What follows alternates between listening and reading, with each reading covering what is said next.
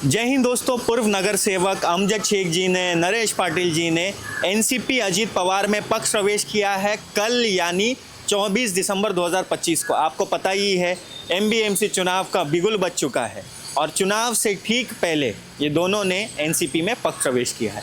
मैं पिछले चुनाव की बात करूं 2017 में, तो ये दोनों वार्ड नंबर 9 से नगर सेवक चुन के आए थे। नरेश पाटिल तो बाकायदा कांग्रेस के चुनाव चिन्ह पर उन्होंने चुनाव लड़ा था और वो जीत के आए थे, और अमजद शेख को कांग्रेस का समर्थन था, जिसके बाद वो भी चुन के आए थे। फिर थोड़े वक्त बाद ये दोनों ने बीजेपी को अपना समर्थन दिया। बीजेपी के स्थानीय विधायक उनके साथ ये काफ़ी बार नज़र आए, बीजेपी के कार्यक्रम में नज़र आए ये दोनों नेता।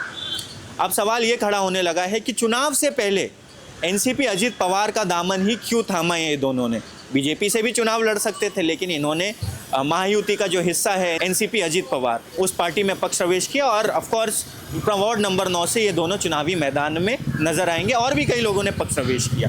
तो ये सवाल उठ रहा है कि कहीं मुस्लिम वोट को अट्रैक्ट करने के लिए महायुति का ये एक स्टेप तो नहीं है, क्योंकि महायुति का हिस्सा बीजेपी भी है, एनसीपी अजीत पवार है और शिवसेना एकनाथ शिंदे। तो ये जो पक्ष प्रवेश हुआ है, ये ध्यान में रखते हुए तो पक्ष प्रवेश नहीं किया गया है कि ये दोनों बीजेपी में के साथ थे। अगर बीजेपी के चुनाव चिन्ह पर ये लड़ते थे तो इनको तो मुस्लिम वोट मिलते नहीं थे, और मिलते भी थे तो बहुत कम मिलते थे। तो इसलिए एनसीपी अजीत पवार में इनको पक्ष प्रवेश करवाया गया, और एनसीपी अजीत पवार का जो सिंबल है घड़ी, उस पर ये चुनाव लड़ेंगे और शायद मुस्लिम वोट अट्रैक्ट करे।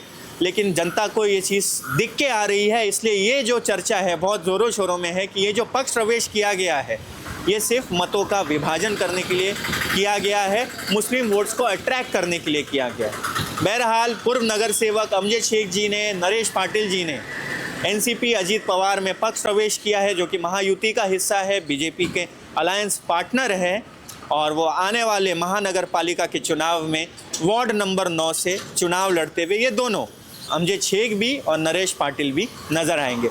ये पक्ष प्रवेश पर आपकी क्या राय है, कमेंट बॉक्स में ज़रूर बताएं। आप सब अपना ख्याल रखें, सभी को दुआओं में याद रखें। Thank you so much.